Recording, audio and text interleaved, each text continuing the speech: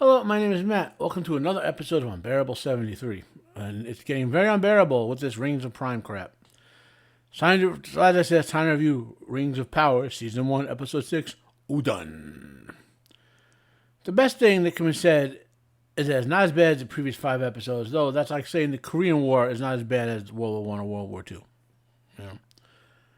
I know I shouldn't use military analogies because real people died in those things, but, I'm just burnt. I'm angry and burnt at the same time. So, week after week, this show basically ignores the underlying values of Tolkien's work. I'm not talking about the lore, but rather the themes and morals, and even the reasons and methodology the professor put into his materials.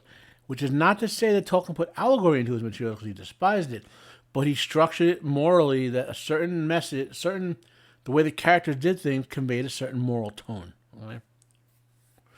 Tolkien despised allegory, yet week after week we get allegory. Tolkien was a linguist. The show plays fast and loose with the languages he created, to the point of confusion. One of the deepest themes as well is that you cannot use evil to accomplish good. Yet week after week, here's some examples. The sociopathic art feet, who are portrayed as lovable scamps, literally abandon their own people, supposedly to decrease the threat to the group in their biannual migration. The Silmarils are literally the definition of accumulated evil based on things that have been done in their name. Yet somehow the light and trapping Silmarils made into Mithril can now do good. There's more issues. Those are just the obvious ones. I mean, still, it finds its way to enrage me again in episode 5, where the show attacked Tolkien's belief and all, not just his writing. So I'll keep on doing the reviews and lore videos, at least for this season, and I will do the lore videos for further out. I don't know if I can make myself review this crap in the second season.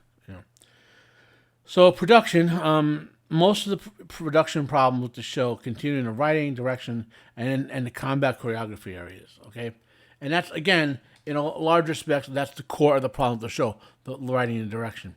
As far as the writing goes, the writers seem to be consistently understand that the protagonists need to be characters you root for, even if you don't particularly like them. Okay, and the villains need to be characters you want to see lose, even if you love them. Even if we didn't know that Halbrand was Sauron, assuming they don't change it behind the scenes, given how thoroughly the fact has leaked, you either have to assume that he is a good guy and want him to win, or knowing he is Sauron, you have to want him to lose. The majority of fans, knowing he is Sauron, want him to win, partly because of how unlikable most of the other protagonists are. But that's not the only problem with the writing. In this episode, for some reason, the Númenóreans went straight for the town that Bronwyn and Arondir were leading the village in defensive. They never explain why the people didn't just leave, but that's not the worst. Why did the Númenóreans go straight to the town? The possible writing reason would be that Halbrand told them, but he never has a scene where he tells them to go there. Now, I'm going to bet that they wrote that scene, possibly even filmed it, but decided it would be too much of an indicator that Halbrand was Sauron, so they either didn't film it or cut it. The direction, which is supposed to go hand-in-hand with the writing and tie everything together, has the same ongoing issues. We're supposed to believe or accept that when two scenes occur back-to-back in the show, they occur roughly the same time in that order. Okay? Sometimes, like in the first season of The Witcher, they deliberately subvert that with asynchronous storytelling. But if they're doing it in the show, they're doing it horribly. There's no way the Númenóreans could have sailed the distance required, which is over 1,000 miles, and get to where they did when they did in time. And now the combat choreography, aside from the tone of the fights, as when I mentioned in episode 5 review, the comedic tone of the sparring session undertook, being in stark contrast to the reason for the spar, but the tone is an issue. It's quite possible to depict Arondir and Galadriel as being blatantly superhuman without it looking stupid. I'll comment more on that later. Now on to the plot elements. The show continued its habit of rotating plots into and out of the episodes. This show, for example, was almost entirely concerned with the subplots in the village and with Galadriel and the Númenóreans. I remain convinced they filmed the show like a large, continuous movie with different directors and crews filming different subplots, with little communication between the shoots to coordinate the timing of events. There was word the show was delayed by COVID, so that would bolster this idea of mine, by the way.